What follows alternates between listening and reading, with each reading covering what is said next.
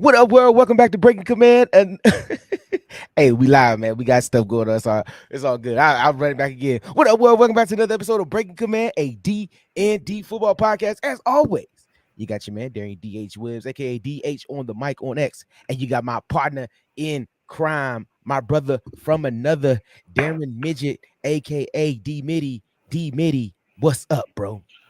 You know what it is, man. Feeling good, feeling great. How you been doing, King?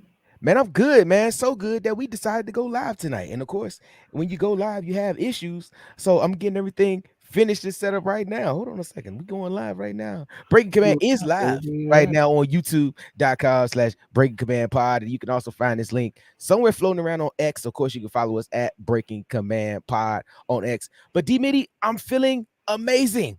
And to your point right there, St. Jude's is a CB1. We're going to go into that a little later. But I also want to get into it right now. The Commanders get a big time win in week 2 against the New York Football Giants.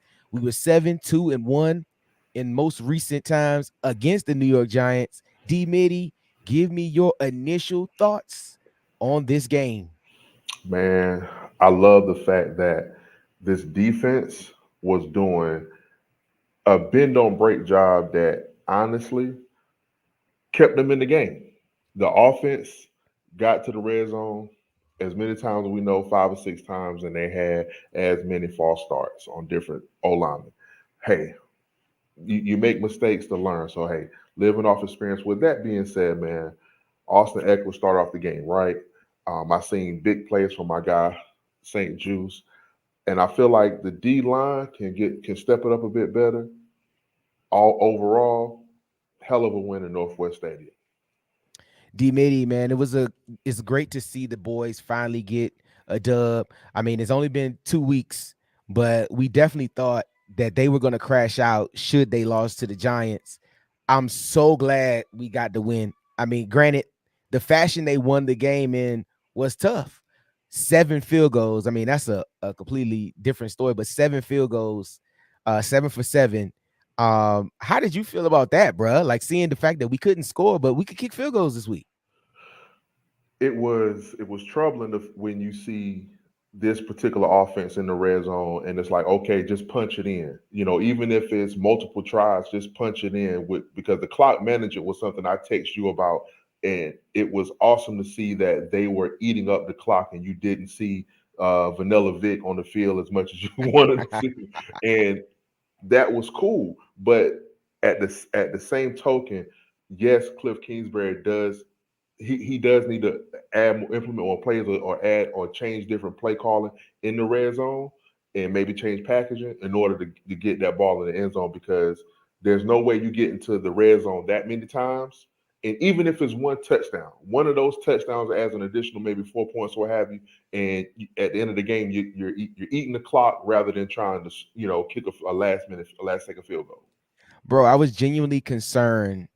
I believe like the first 2 drives Yeah. when we had those false start penalties.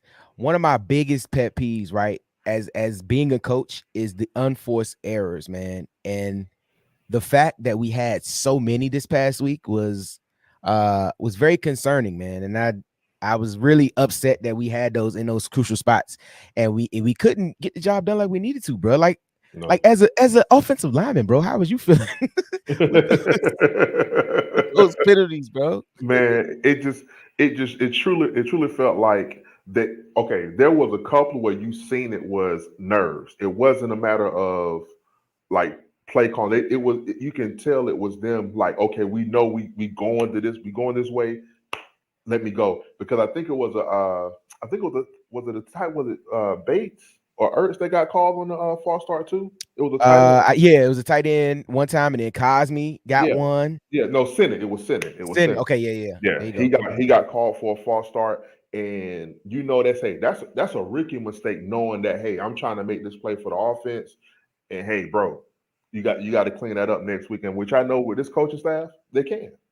Yeah, bro. I mean, you look at the opportunities, right? Having I believe, was it 5 red zone penalties, bro? Like, come on, man. As having a rookie quarterback, he needs as many opportunities as he can on the field. So there's a couple situations where you go from, 3rd and 4 in the in in short yardage situation to 3rd and 14 or, third and goal. Like, that's not going to happen, bro. It makes those play calls kind of tough. Now, Eckler helped you out one of those times with that draw up the middle, getting close Mhm, to the field goal. But I mean, we can't mhm. have that, man. And I think that's something that this coaching staff kind of fixed, right? We talked about week 1 with the discipline issue, and then kind of week 2, you don't have this issue here. I mean, you have the unforced errors, but you kind of really don't have a discipline issue. I think they'll get it together. That's one thing Dan Quinn said in his press conference. I believe it was yesterday or today. He can't handle these types of penalties. The in-play stuff, the aggressiveness like that, we understand. But those penalties, bruh, when the ball is set, and then the crucial one, I believe it was our first drive coming out of the timeout. Yeah, yeah, Like, come yeah. on, man, help me out with that. Like, I don't. That's something that really frustrated me. And then being Right. at the game, it was so frustrating watching because every time we did something, um, an error, it gave those Giants fans life, bro. Something, yeah, something to lean on. Yeah, Like most definitely. The Giants fans definitely felt like they could beat us. And at one point, I did feel like they was about to beat us. I ain't gonna hold you. I'm gonna be honest. That opening kickoff, man, made me. I'm gonna keep predicating on that because that to me showed that the game planning was there to have Eckler back there to return that kick, and which leads me into my question that I wanted to ask you. Yeah, ask me, bro. Do you feel like there should have been more? I guess you could say explosive play calling leading into scoring that may have like I guess you could say exit out the red zone, or should what was it did you see the play calling as it needed to be, or should there have been more explosive play calling Well, throughout that? Mitty, right now you can see they don't force the ball downfield. Everything is left and right. Granted, he has a great completion percentage. Only missed 6 passes, but everything is left and right. And while I can't penalize him for that, he can only go with the play calls. But we're not going downfield. We had that one shot last week that he missed to Terry, but we're not going downfield. I would really love to see us get the ball downfield a little more, man. Like really force the issue. I forget who I was listening to today. Oh no, I was listening to Lake. Yep, shout out to Lake Lewis. I was listening Shout to out. Lake on Rio show. Definitely go follow Ramble with Rio, man. Great dude, friend of the show. Have us on there. Great guy. But he had Lake Lewis on in his regular appearance on Tuesdays. And Lake mentioned an interview that he just had with Jason Campbell. And Jason Campbell talked about Joe Gibbs wanting to take shots down the field at least 2 quarters of the game, Yeah, right? yeah, Wanting to make sure that they at least, even if we don't get it, at least show it to you. So you have to yes, then respect it. What Lake also said is that then what happened is the corners, if you know they're not going over top of you, you're not gonna worry about what's happening behind you. Then they can press up and and play press defense yeah, on the corners. You know what I mean?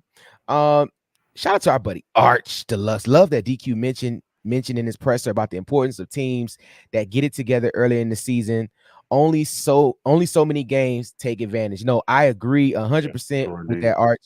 And I think that also goes back to the preseason aspect, right? Where they really teams, which is unfortunate, but teams try to take these first couple games to get it together and figuring Exactly. themselves out when they're not really playing in the preseason. So I'm hoping, as we're working through this, we're figuring out how to win. We get those wins, and really figure it out. And D Middy, go ahead, No, please. my question is based on what you just said as far as how the preseason leading up into the regular season. Do you feel like that played a factor in how a lot of those big name stars played? Bobby Wagner, John Allen, how they played these first couple games. Does the preseason hurt or help when these guys don't play as much? Well, absolutely, D Mitty. And for you to remember, and the fans, I want y'all to go back to youtube.com/breaking command pod and check out some of the previous videos where we discussed preseason activity. Should they play? Should they not play? Who should play and who shouldn't play? We definitely talked about that. So make sure you go back and check out those previous episodes in the vault. Okay. But I will say they definitely did themselves a disservice. It took some time. It felt like in the Tampa game for those guys to get their legs under themselves, being fatigued. You got to remember, bro, some of the veterans didn't play at all. So they go from literally 0 plays. The only activity they got was in practice, in the joint practices. Um, and they go from 0 plays to like 60 plays in 100-degree heat with all that humidity, right? They go to that. So It's gonna take a minute. Imagine, you don't ever work out, and then the first time you work out, you try to run 6 miles, bro. That's Come on now. tough. Come on now. I'm I'm saying you telling got you. to kind of ease into. You got to kind of back your way into it. So that's kind of tough. But it's something to behold. And hopefully these two games they kind of took the work the kinks out and say, okay, this is how we play. We're comfortable now. We feel a little bit better. And these are also some questions that we were asking on X. Definitely if you're watching right now, follow us on X at Breaking Command Pod. Take the vowels out, breaking, and you'll be able to follow us and check us out. Make sure you share this too, man. We're live right now. Yes, Savannah. There go my girl. You'd like something to drink? Okay. Hey I, guys, it's I it's thought live. I thought she was asking why didn't Diami get more targets down the field if they was going to open up more explosive play. That's what I thought she was about to ask. Hey, you know what? It's definitely sounds like that's what should have happened. I mean, sometimes I feel like she may have a better game plan than some of our coaches at times, but we don't know because she don't have no headphones. I would Hey, love to. I think she would throw to the Tar Heel a little more. But Diami did have that good that screen. yes. I really thought he was getting ready to score on that screen. Did you? Hey, listen, man. I felt like that that Diami catch and also that Noah Brown pass. Like watching it from home and seeing the play develop. It's like okay, it's how many defenders down there? He's going to break it. But at the same token, it's still a chunk play nonetheless. And they got the team into the red zone in order to score one of Cybert's 7 field goals. Man, and before we get to that, I want to read another comment by a guy, Arch Deluxe. Arch said he also mentioned not repeating mistakes. To me, that sounded like a high standard and accountability. Really interesting in practice reports this week. No, definitely that's Absolutely. good to see and hear what they're talking about this week when it comes to that. But no, let's go back to this, man. 7 for 7, Austin Seibert just got here, just arrived. Dee Middy, 7 for 7. First of all, do you think the kicking game is solved? Do you think that answer is completed? Man, listen, he can carry that right there, those 7 field goals, into next week, Monday night against Cincinnati, brother, because that's a team record, and I don't think too many other field goal kickers have done that before, man. 7 for 7, so I feel like it is solved. Even if that man goes 3 or 4 next week, he still earned his paycheck, man, because that's something we haven't had since Dustin Hopkins. And to me, the Dustin Hopkins, of course, he wasn't an All Pro, he wasn't a world beater. However, he was efficient when we need him to be. I think he set the bar kind of high for himself, right? Because let me tell you what, if he missed a clutch kick, which he's gonna miss, I Yeah. wanna I want to break news to you guys. He's going to miss a kick at some point in the season. Now, if he goes perfect, I will eat crow live on air. Like, Hey, serve me some, brother. bruh, I will go outside on trash day and leave the lid off the can and grab a crow, bring it inside and eat it live like I'm Ozzy Osbourne. Like I I'm will do telling you. that if if I need Straight, to. straight Ozzy style. Because I mean, when you really think about it, that part of the game is something we really should be predicating on talking about with this team as far as keeping consistent. Because to be honest, the run game is something I was thinking about too that I wanted to speak on today. Because to me, the run defense is something that they really need to correct. Getting Johnny Newton back and Fedarian Mathis in certain points of the game doing his job and filling the gaps. It's other guys out there, man, that they need to step up, man, because Devin Singletary shouldn't have looked like like a I thought he smaller was version of Saquon. he looked like Saquon. I was like 2'6". I was like, who is that up there? I I was mean, like, come look on, like man. Saquon. I mean, those are the things that they really need to clean up because when you stop the run, as somebody who loves trench plays, when you stop the run and run the ball effectively, when you got had B Rob for 133 yards, Mm. the other Mm. the other offense shouldn't have touched 70 rushing yards. They shouldn't have gotten that. If they did, I need to check that stat. But at the same token, run defense, step it up. Hey, our buddy Wale, Yes, my boy sir. Dorsey and all Burgundy go everything. Mentioned that this defense as a whole is trash. And at certain times, I would be inclined to agree. They definitely are poor tacklers. They arrive violent to the ball, but they are poor tacklers. We'll get into the defense a little bit later, D Mini, but I want to remind everybody that's watching right now. If you're looking live on YouTube, we appreciate you. YouTube.com/Breaking Command Pod. Thanks for following. And on X, it's Breaking Command Pod. Also, man, I forgot my little thing, man. I forgot my little thing. If you're watching right now, you're enjoying what you're doing, make sure you like, subscribe, and share with a friend. And if you feel so inclined, leave us a 5-star review. You get your 5 seconds of fame. That's it. That's all. Of course, make sure you share this right now while my daughter is singing in the background. She should be in bed, but it's okay. Just have a seat on the couch, baby. I really appreciate that. But Love Vanna, man. yeah, absolutely, man. But no, man. So Mitty, I'll say this first, right? Let's talk about Jason. Let's talk about Jaden Daniels and how he performed this past Sunday. Give me your initial thoughts on how Jaden Daniels performed. Maybe a letter grade of how he performed this past week. Well, before I get into the letter grade and to make it, compact, he was once again efficient with not turning the ball over. Two, he looked so comfortable in that pocket. Like he looked like he had the little neck rest you take on the airline or your air flight. Like he had that on while calling, texting his mom. I mean, he looked really comfortable in that pocket, and I love that about him. And not only did he make good decisions once again when it came to taking the ball down and running it, there were a couple of plays, yes, that he maybe could have, took a shot on. But at the same time, no turnovers and good runs. So I give him a B minus. No, and I would be inclined to agree with that grade of a B minus. I mean, I want to give him an A, but he ain't score. So That's where you take the points off. You take the points off for not putting the ball across that pylon. and I think he will, man. I mean, the dude in 2 weeks has not turned the ball over. Like, how many rookie quarterbacks can say that through 2 weeks? Now he's gonna have a turnover at some point, but to not have any first, like it does, it shows that he's comfortable. He's not jittery in the pocket. Like I think it has play calling to do with it, but he's truly showing that he's comfortable and not, you know, not being affected by what's going on around him.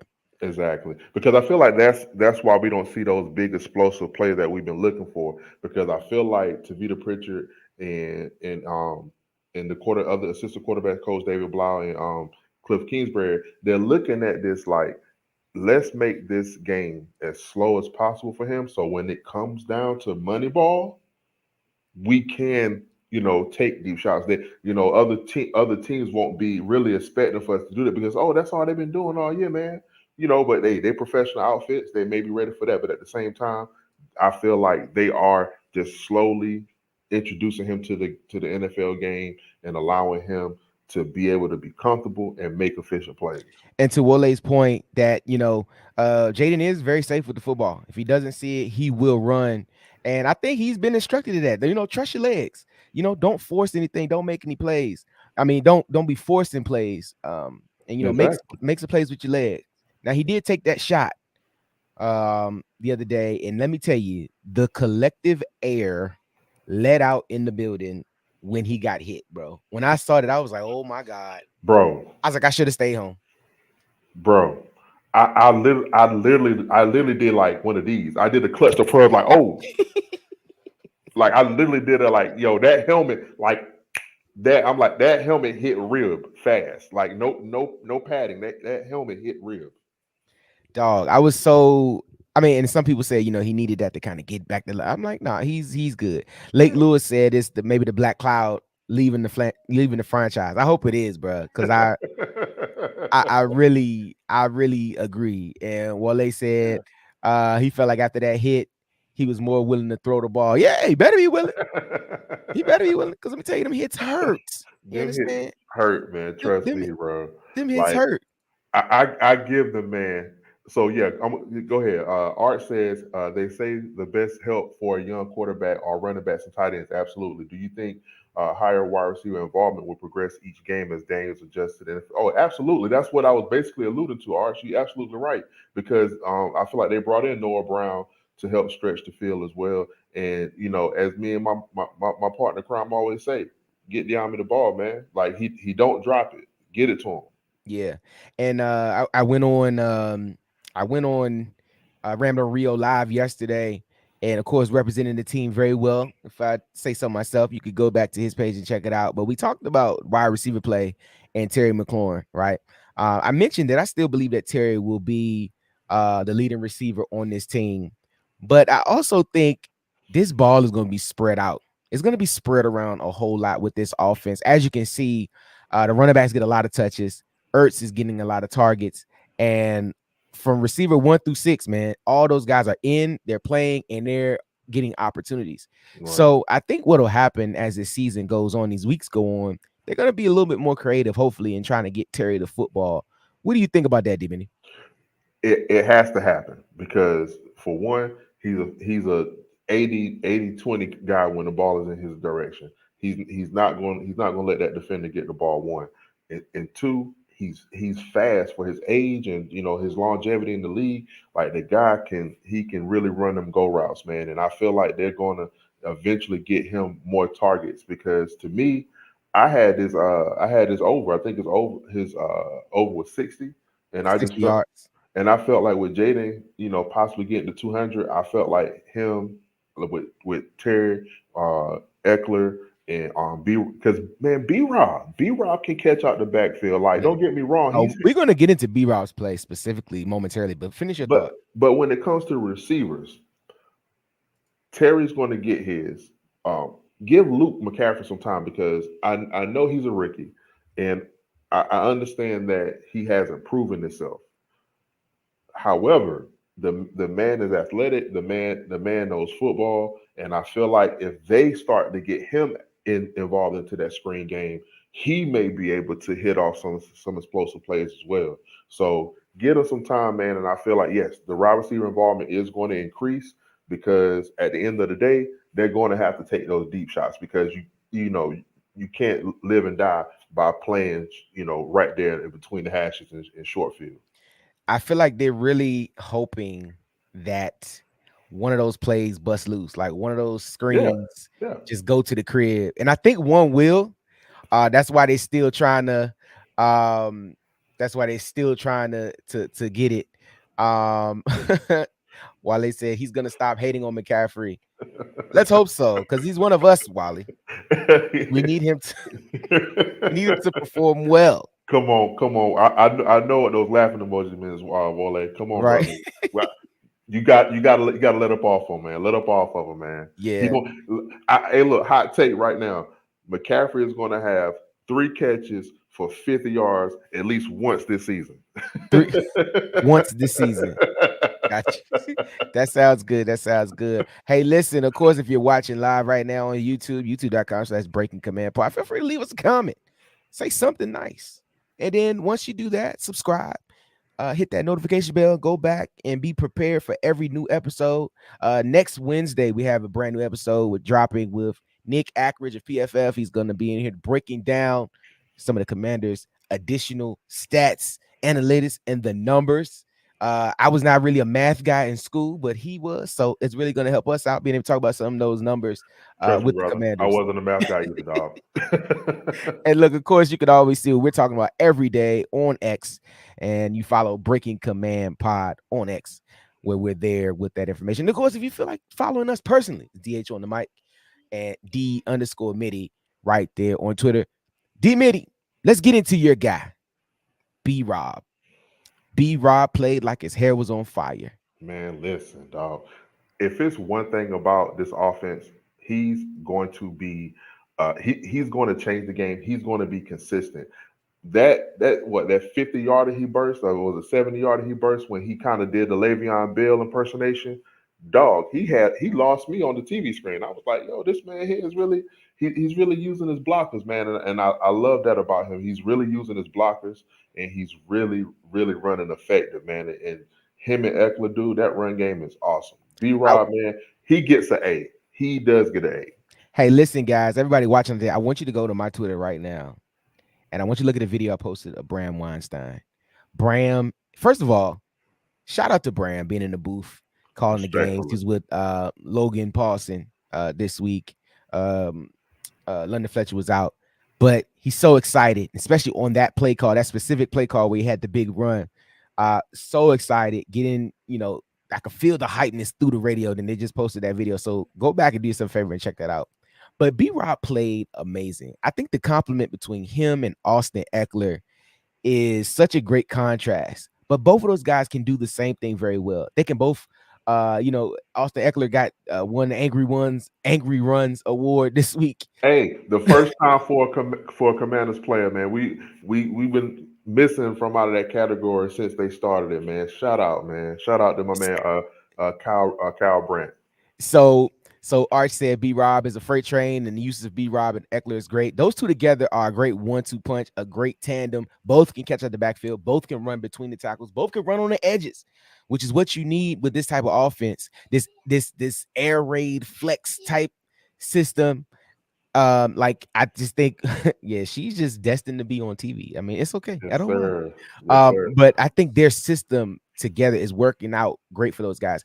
And for a young quarterback, having reliable running backs out of the backfield and somebody who can pick up the blitz, somebody they can trust out the backfield is a great thing to have. Eckler had that nice middle screen that he took. I see. Yes. Yes. Go ahead. You want me to put it on? Okay. Savannah gave me a fake mustache that she wants me to put on. So I'm gonna put the fake mustache on. Look, we're live. I can't do anything. Hey, I you have got you got dedicated. to go with it, man. I'm just rolling with it. Content lies everywhere. I'm just rolling with it. This is gonna look so crazy when I look back at it, but I'm just going with it. Um, but no, Austin Eckler and B Rob together. I mean, they're a great tandem, and I think they're really hell bent on getting both of those guys the ball. Like for 2 weeks, it's been the same system, getting those guys carries, and I think they decided to run even more. Okay, let's do it. Hey, it's definitely kept McNichols off the field, and it, Right. and and it definitely got Chris Rodriguez sent to the practice squad. Those guys really showed out, man. How's that? Hold on. Hold on. If this will make you sit down, go ahead. Okay. How do I feel? I feel B Rob played like a spicy meatball. Magnifico. Right. Give me my money. Here, you put it on. All right, now go. See that? Hey, shout out to Savannah. Give me my money. One time, Vanna, just give me Right. my Say, money. give me my money. Give me my money. Hey. All right, go sit down, girl. Uh, but no, man, I think he played excellent, and I mean, I wonder what type of production he'll have out of the backfield for this year. Like, if he stays at this pace, he might lead the league in rushing, bro. Hey, you think he amassed over 1,100? Oh yeah, for sure, for sure, for sure. What was last year's?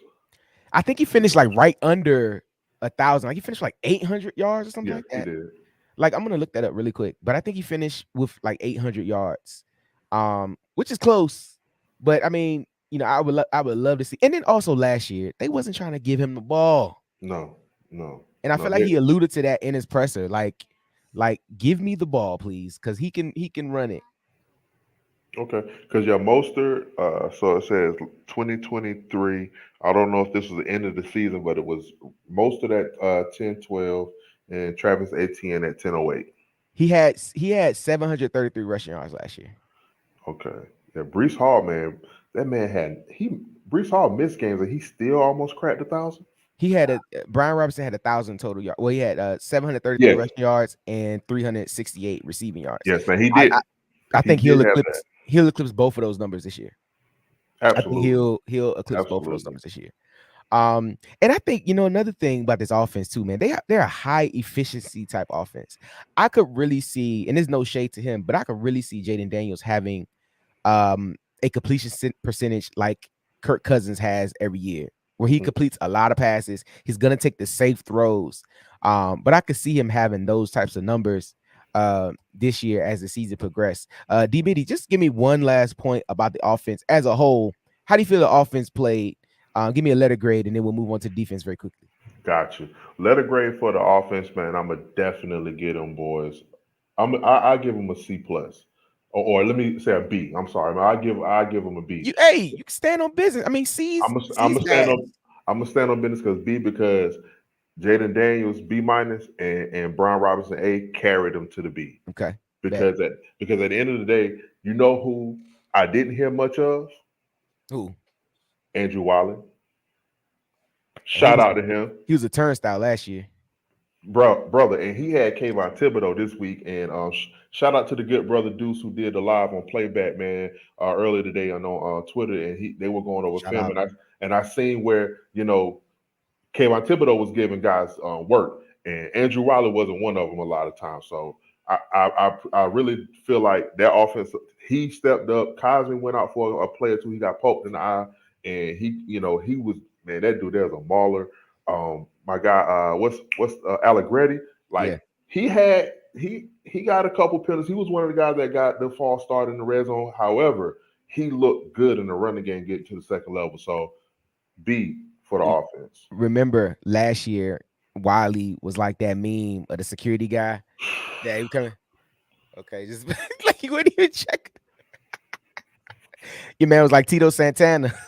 Brother, he was getting turned, bro. He was getting turned like Future in 2014 or something, bro. Oh Like, my God. man. That man was El Matador, Tito Santana.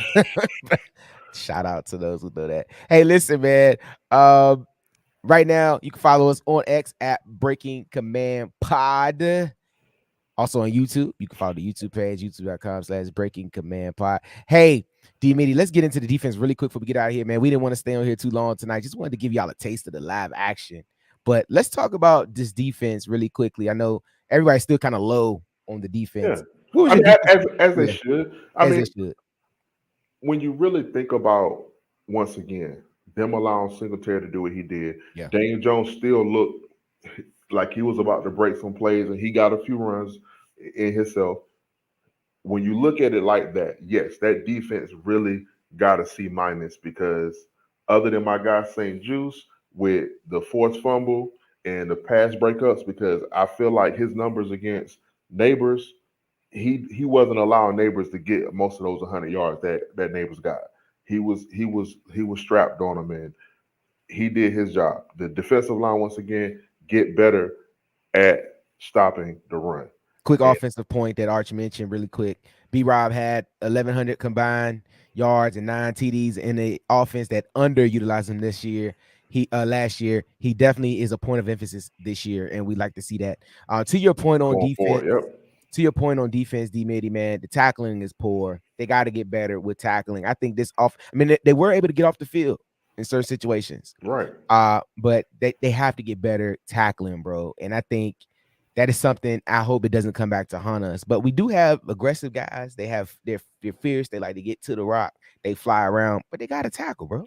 Man, once Mike Sanders still like catches, like once the game slows down for him, and Frankie Louvu had a false an encroachment or what have you, Yeah. on a blitz where he was He he was was about to ready. follow model that joint.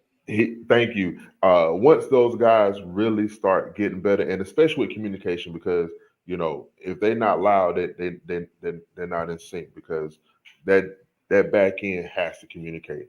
Sanders still, once he gets his feet wet and he gets the game going, the defense will start to get a little bit better, man. And I feel like hopefully, man, and I know people are really really down on this guy number 13 on the defense.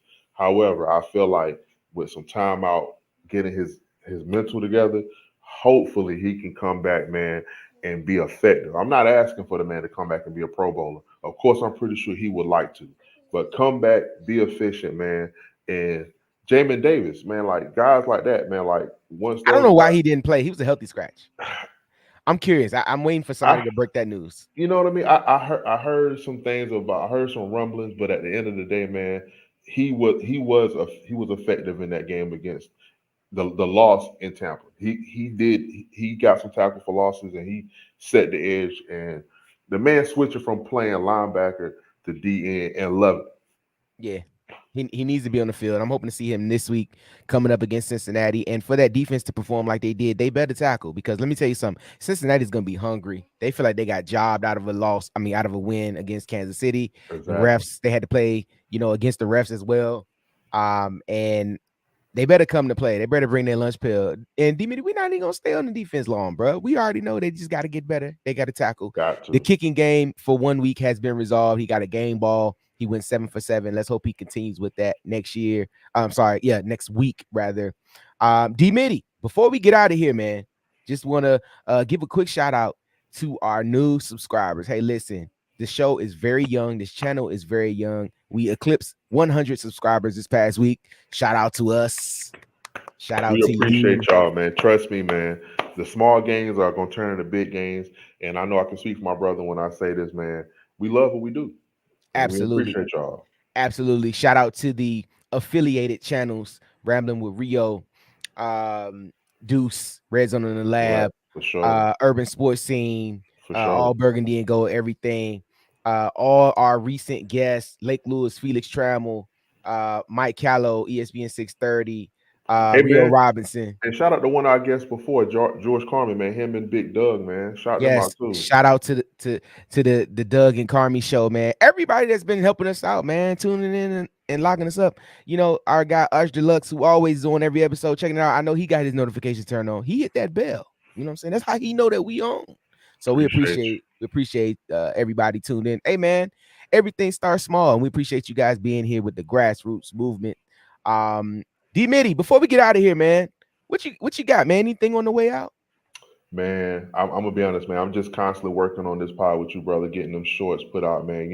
Getting my thoughts out there, man, and just trying to, lock in, some more guests for us, coming up, man. Like just like the opening says, man, we trying to get the alumnus, we trying to get the local media in, just to get our take and bring them into our energy, man. Because this is our world, and we trying to break that mold.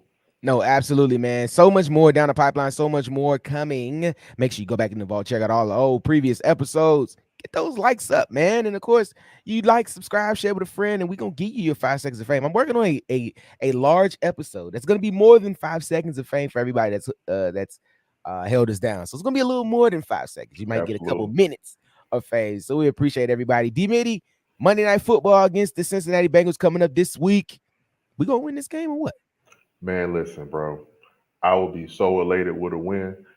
You know what? I'm gonna go ahead and say it right here, right now, brother. We gonna win. Hey, man, on Five that. touchdowns. Hey, Dee Middy, you're a big guy, so I hope that limb you go out on is very sturdy. Okay, so I'm hoping. So I'm definitely hoping that we do get this dub, man. We really go try hard. We go come out there and do our thing, and every week we just get better, man. Just like the Breaking Command football podcast. I'm sorry, D&D football podcast, Breaking Command. We gonna do out there. Arch said, "How does he actually give a 5-star review?" Hey, Arch, let me tell you what. Just put 5 stars in your comment. That's how you give a 5-star review. That's how you do it. That's how you do it. No, really, it used to be because all the podcasts used to be on Apple Podcasts and Spotify stuff. We could give reviews there, but we don't do it that way.